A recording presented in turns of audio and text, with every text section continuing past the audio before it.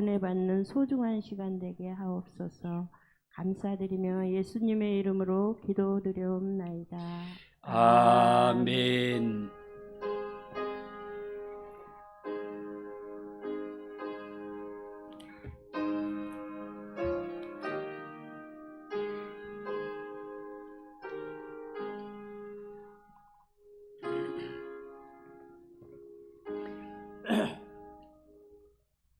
하나님 말씀 구약성경 말라기 2장 10절에서 16절입니다.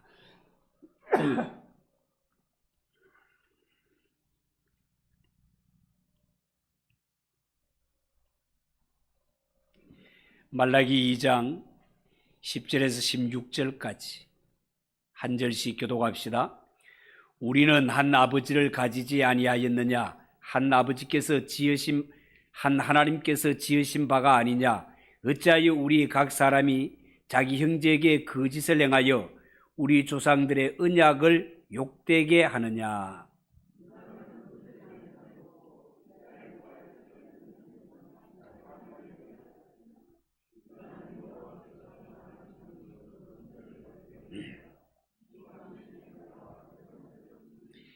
이 일을 행하는 사람에게 속한 자는 깨는 자나 응답하는 자는 물론이요 만군의 여호와께 제사를 드리는 자도 여호와께서 야곱의 장막 가운데서 끊어버리시리라.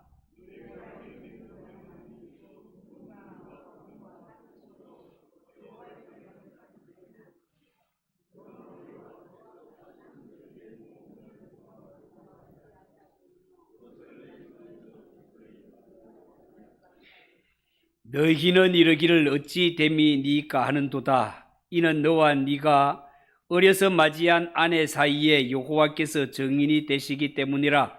그는 네 짝이요 너와 서약한 아내로되 네가 그에게 거짓을 행하였도다.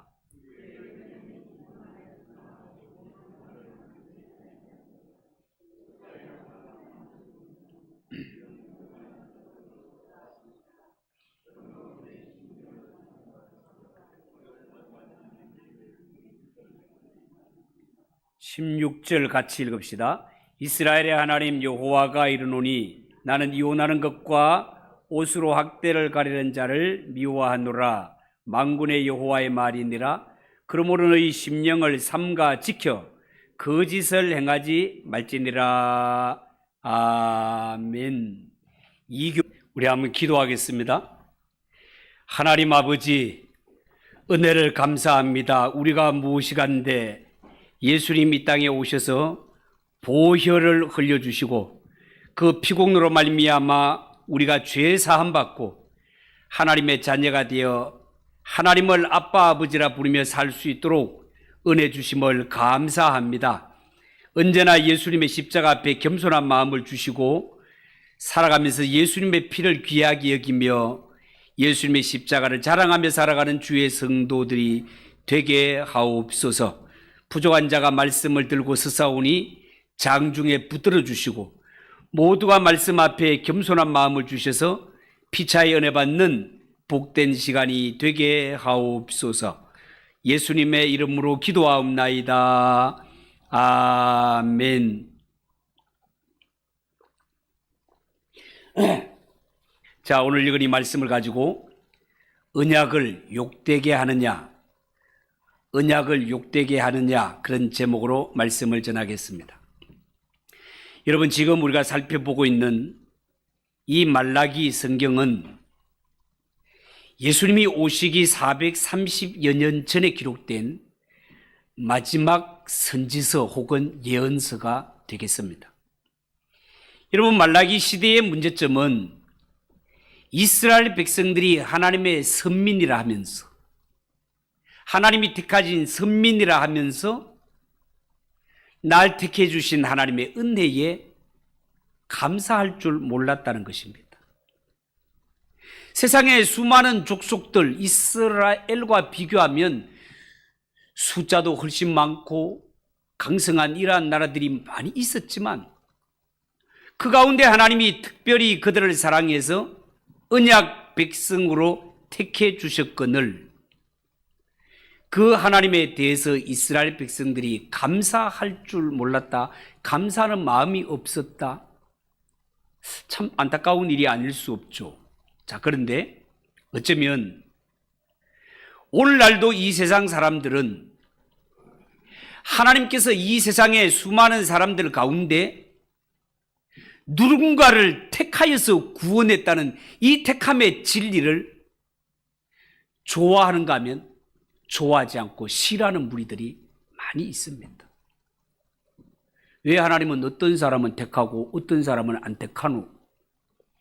불공평한 하나님 아이가? 이런 식으로 시비를 건단 말이죠.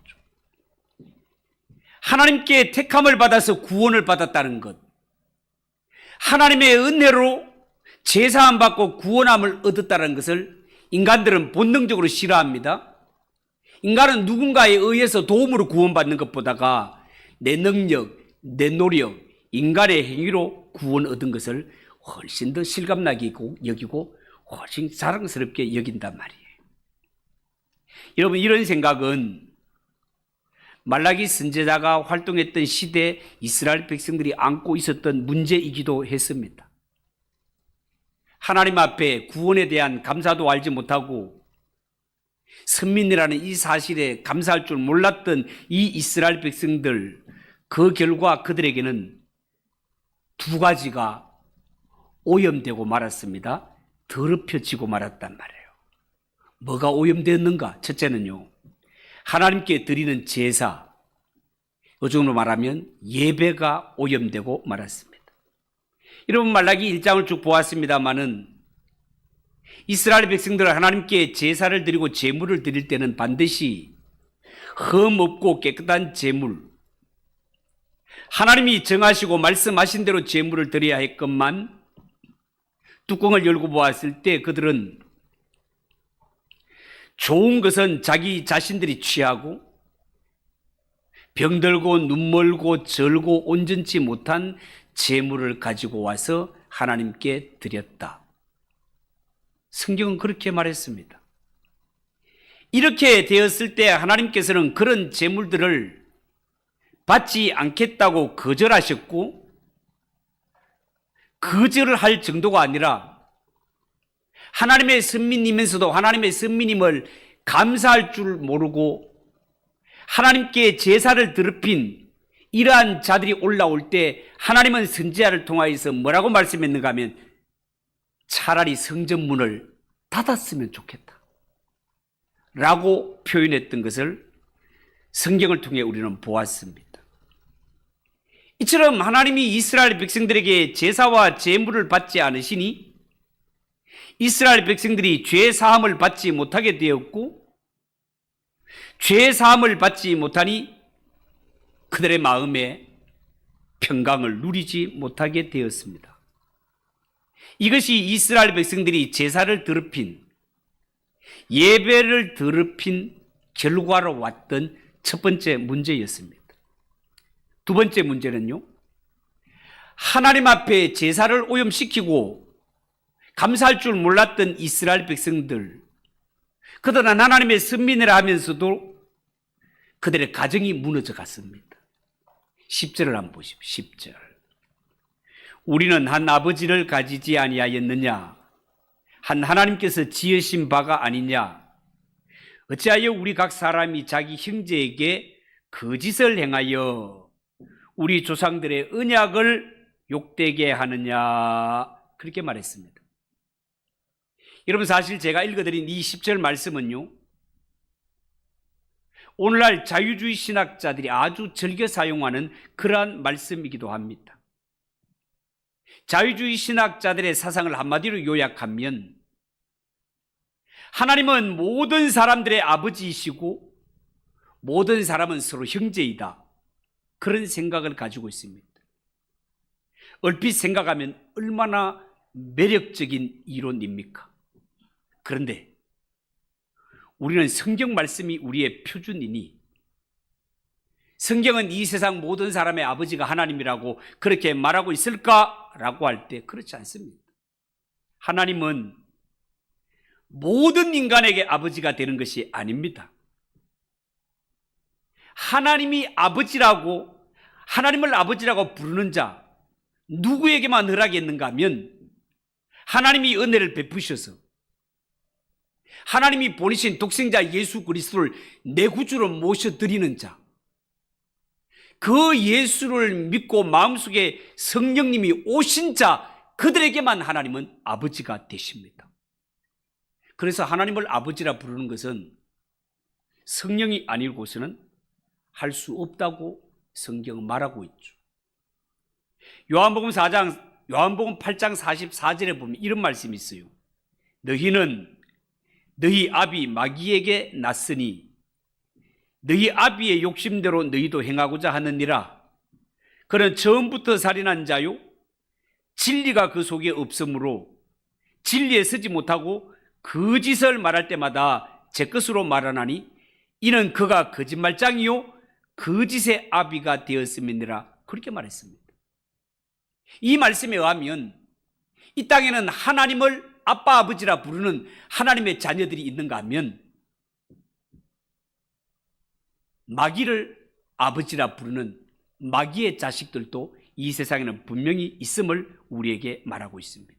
그렇기 때문에 말라기 2장 10절의 이 말씀은 온 인류를 대상으로 하고 있는 말씀이 아니라 마음속에 하나님을 아버지로 모시고 있는 하나님의 백성들을 대상으로 주신 말씀이다라고 보는 것이 옳겠습니다. 여러분, 오늘 이 본문에서 말라기 선지자는 하나님의 선민, 특히 유다 백성들의 결혼 생활에 대해서 지적하고 있습니다. 여러분, 사람이 과거의 가치관을 벗어버리는 것도 좋지만 그러나 하나님이 과거의 것 가운데도 하나님이 우리에게 꼭 지키라고 한 원칙이 있는 것입니다. 하나님 앞에 반드시 지켜야 될 것 가운데 하나가 결혼과 관련된 일이라고 하겠습니다. 하나님은요, 과거의 가치관을 무조건 깨뜨리려고만 하지 말고 바른 원칙을 회복하라고 말씀하십니다. 오늘 말라기 선지자는 하나님의 백성들에게 먼저 하나님의 백성들이 가져야 할 결혼에 대한 바른 기준을 제시하십니다. 10절에서 11절을 다시 한번 보겠습니다. 10절, 11절을 보십시오. 우리는 한 아버지를 가지지 아니하였느냐? 한 하나님께서 지으신 바가 아니냐? 어찌하여 우리 각 사람이 자기 형제에게 거짓을 행하여 우리 조상들의 언약을 욕되게 하느냐? 유다는 거짓을 행하였고 이스라엘과 예루살렘 중에서는 가증한 일을 행하였으며 유다는 여호와께서 사랑하시는 그 성결을 욕되게 하여 이방신의 딸과 결혼하였으니. 자, 그렇게 말했습니다. 여러분, 여기에 보면 하나님께서는 가정을 깨뜨린 자를 무조건 처벌하라 이런 식으로 말씀하지 아니하고 성경의 원리를 잘 설명해 줌으로 말미암아 하나님의 백성들은 결혼에 관하여서 바른 기준을 가져야 할 것을 말씀하고 있습니다. 그러면서 오늘 말라기 선지자는 우리는 한 아버지를 가지지 아니하였느냐라고 묻습니다. 자, 그러면 여기에 말하는 한 아버지는 누구일까요?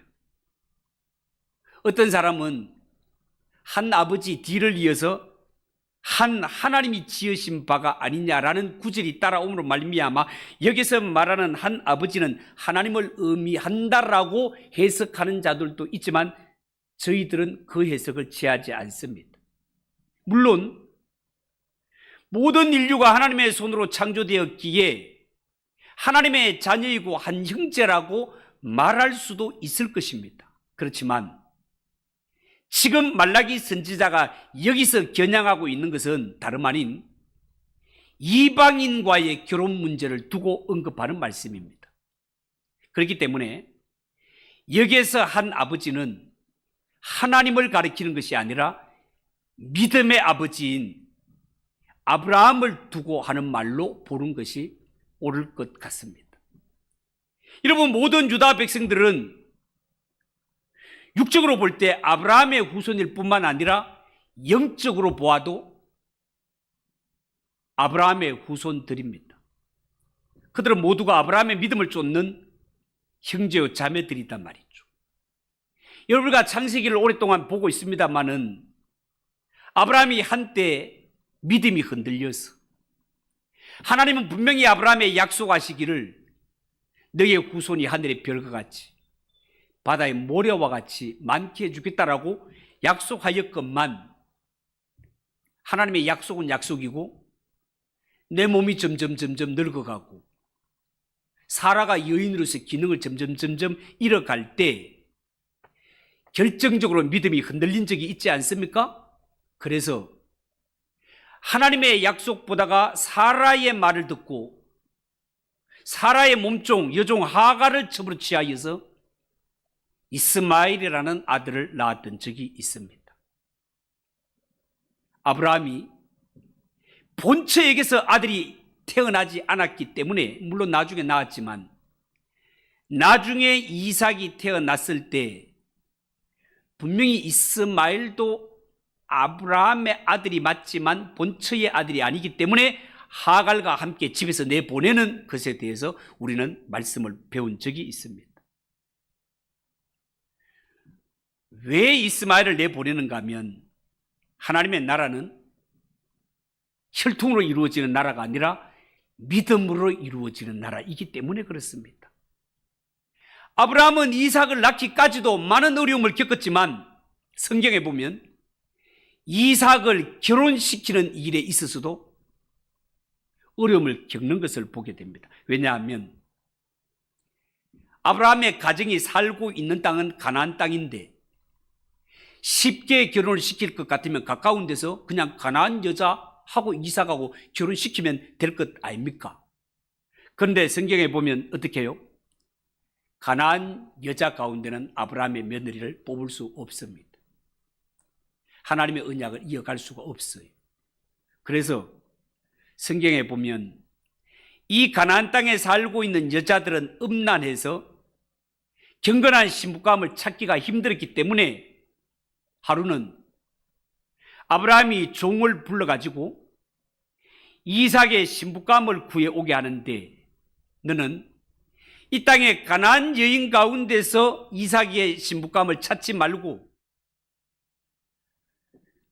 자기 고향에 가서 이삭의 신부감을 구해오라고 맹세시키는 것을 보게 됩니다.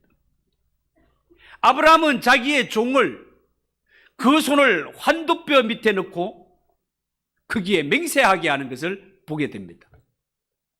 여러분, 당시에 사람들은 그 자손의 씨가 환도뼈 옆에 있다라고 그렇게 생각을 했습니다.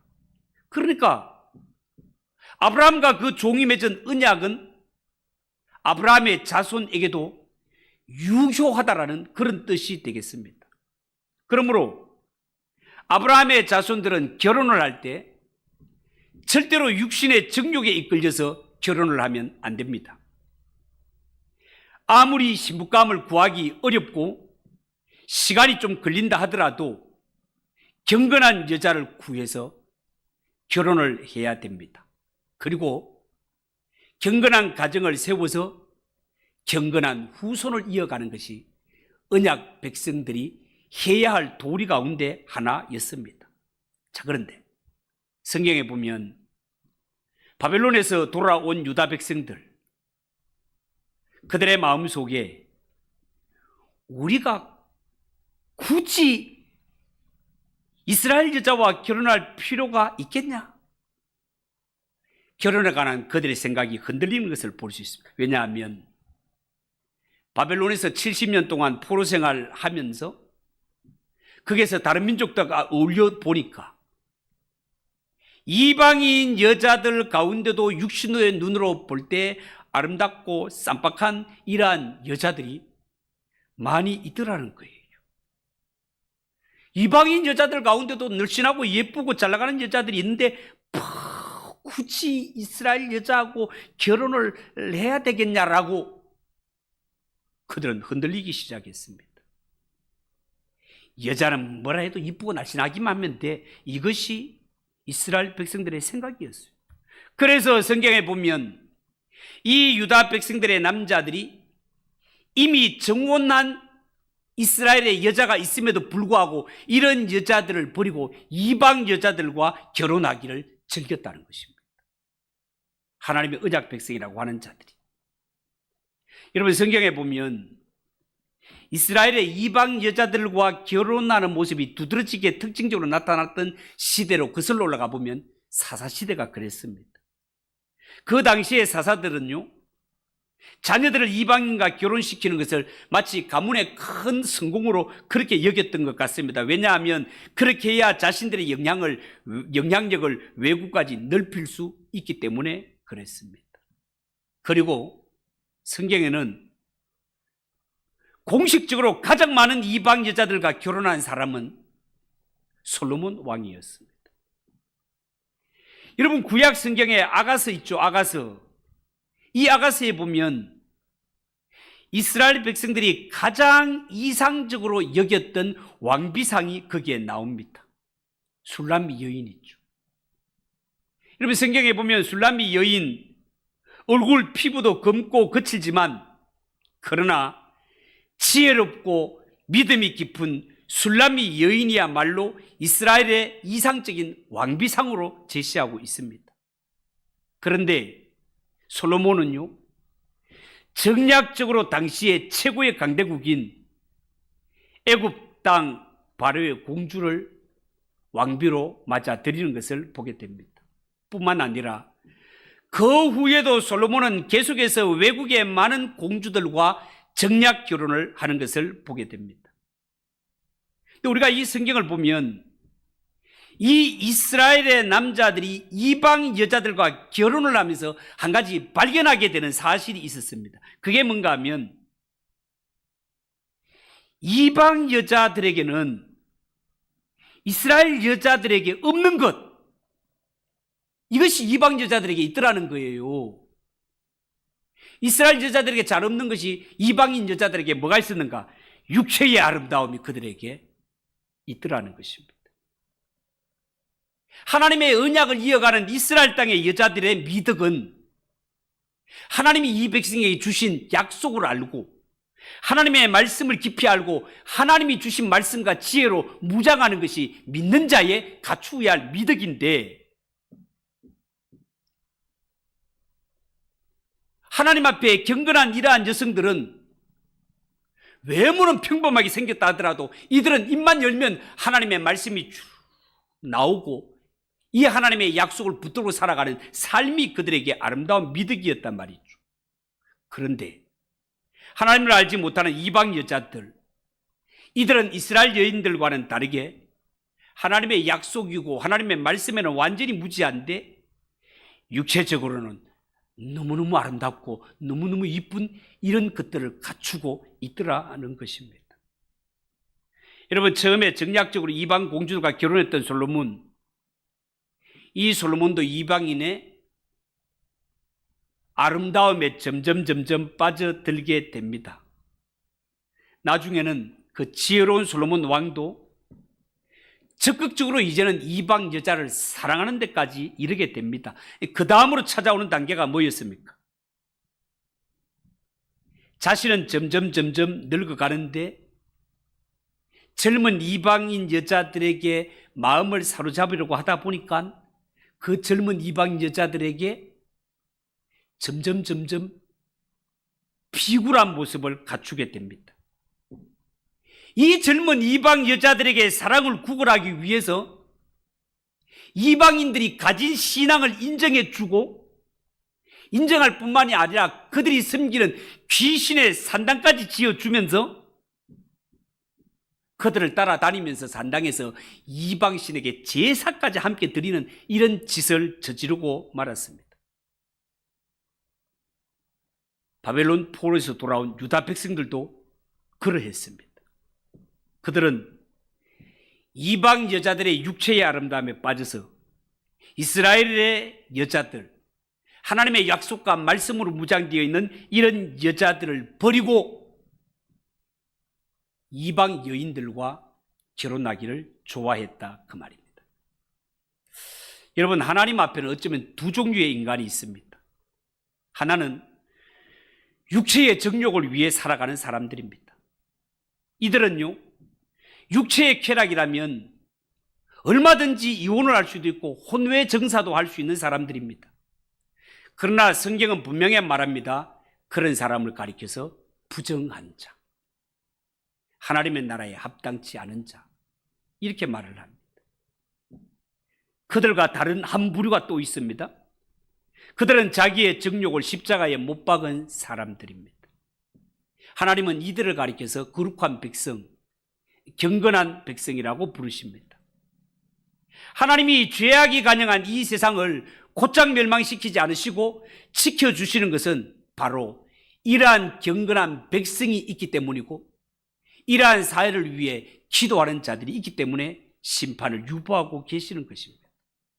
여러분, 성경에 보면 그 끔찍했던 노아 홍수가 일어난 원인에 대해서도 성경은 뭐라고 말하는가 하면, 하나님의 아들들이 사람의 딸들의 아름다움을 보고 아내로 삼았기 때문이라고, 홍수의 심판의 원인을 거기에 두고 있습니다.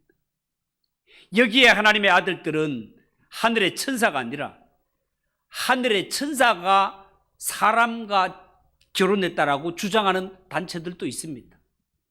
그러나 성경은 분명히 예수님께서 하늘의 천사들은 시집도 안 가고 장가도 안 간다고 분명히 말씀을 하셨습니다.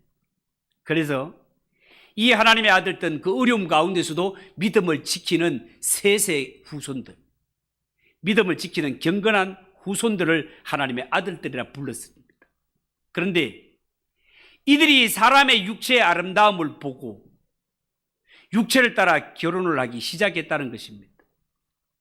이러한 일들로 세상에는 죄악이 가득하게 되고, 죄악이 가득한 이 세상, 하나님의 무서운 홍수 심판을 불러오게 되었다는 것입니다. 여러분, 성경에 소돔과 고모라가 왜 멸망했습니까? 뭐 여러 가지 원인을 들 수 있겠지만 결정적인 원인은 소돔 땅에 살고 있는 남자들이 정상적인 결혼 생활을 하지 않고 동성애에 빠진 데 원인이 있었습니다.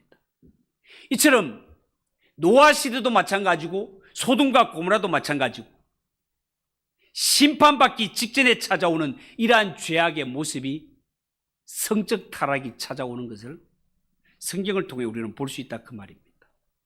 여러분, 인간에게는 두 가지 종류의 불이 있는데요, 하나는 이성을 향한 사랑의 불이고, 또 한 가지는 나에게 해를 입힌 사람에 대한 분노의 불이 있습니다. 남자와 여자가 서로 사랑하는 불같은 마음은 하나님이 주시는 것입니다. 그런데 그 불조차도 잘못 다루게 되면 대형 화재가 발생해서 사람도 가정도 국가도 해칠 수 있습니다. 또 하나, 분노의 불은요, 이것은 살인과 연결이기 때문에 정말 위험하기 짝이 없습니다. 그래서 하나님은 국가에 권력을 주셔서 이 분노의 불이 살인까지 나아가지 않도록 견제하게 하셨고, 믿는 자에게는 용서하는 마음을 주셔서 이 불길을 억제할 수 있는 능력을 하나님이 주셨습니다. 그래서 우리 예수 믿는 성도들이 남에게 줄 수 있는 최고의 선물 중에 하나가 피차에 용서하는 것입니다. 여러분, 이 분노의 불을 다스리지 못하면 이 불은 그 사람을 삼키게 되어 있습니다. 남을 죽이든지 아니면 자기 자신을 죽이든지 살인으로 이어지게 된단 말이에요. 그래서 마음속에 이러한 분노의 불길이 타오르게 될 때는 우리 예수 믿는 성도들은 하나님이 주신 최고의 선물 용서가 있다는 사실을 알고 이 용서를 통하여 타오르는 불길을 잠잠하게 끄트릴 수 있는 이런 은혜가 우리에게 있어야 된다, 그 말입니다. 여러분, 바벨론 포로에서 돌아왔던 이 유다 백성들, 그들은 지금껏 우리가 우물 안에 깨구리가 같은 이러한 삶을 살았다는 것을 깨닫게 됩니다. 이 격동하는 세계 속에서 우리가 살아남기 위해서는 이 나라를 이끌어갈 때 세계화를 이루어야 된다라고 그렇게 생각을 해서, 그렇게 되려면 외국 여자들과 함께 결혼을 해서 외국 사람들처럼 살아야 된다라고 그렇게 생각했거늘 그렇게 해서 저지른 일이 뭐라고요? 하나님이 언약으로 맺어준 이 결혼 언약을 깨뜨리고 이방인들과 피를 섞어 버린 것이단 말이죠. 이것은 나라가 세계화로 가는 것이 아니라 심판을 향해 달려가는 미련하기 짝이 없는 일이라는 것을 여러분 꼭 기억하고, 바벨론에서 돌아온 유다 백성들이 진짜 해야 될 것이 있다면 그것은 하나님 앞에 예배를 회복하는 것이고 하나님이 기뻐하시는 삶을 회복하는 것이 언약 백성에게는 가장 중요한 것이지. 인간의 육신과 정욕에 빠져가지고 이렇게 죄악을 저지른 이러한 것으로 달려가게 될 때 그들을 향한 축복의 문이, 통로가 다 막히게 되고, 오직 하늘의 문은 예배가 회복되고 하나님이 기뻐하시는 삶을 회복하는 자를 향하여 하나님께서 축복의 문을 열어주신다는 사실을 여러분 꼭 기억하시고, 오늘 이 말씀을 통해서 하나님이 기뻐하시고 싫어하는 것이 뭔가를 분명하게 구별해서 하나님 앞에 예배를 회복하시고 삶을 회복하는 그런 성도들 꼭 되시기를 예수님의 이름으로 축복합니다. 기도하겠습니다. 하나님 아버지, 은혜를 감사합니다. 이스라엘 백성들이 저마다 잘한다고 열심을 부렸지만 하나님의 말씀을 버리고 언약과 어긋난 이런 길을 가다가 큰 낭패를 당하는 것을 말씀을 통해 깨닫습니다. 하나님 아버지, 우리가 하나님의 백성으로 진정해야 되는 것이 예배를 회복하는 것이고 하나님이 기뻐하시는 삶을 회복하는 것이 하늘 문을 여는 열쇠라는 것을 꼭 기억하고, 성도들의 심령에 예배가 회복이 되고 삶이 회복되는 우리 성도들이 되게 하옵소서. 예수님의 이름으로 기도하옵나이다. 아멘. 266장 찬송하겠습니다.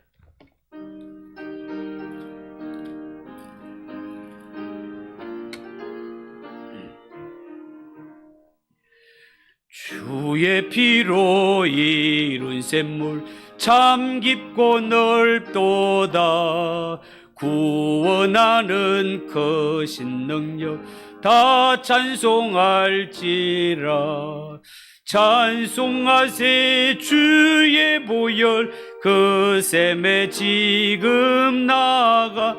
죄 깊이 빠진 이 몸 그 피로 씻어 맑겠네.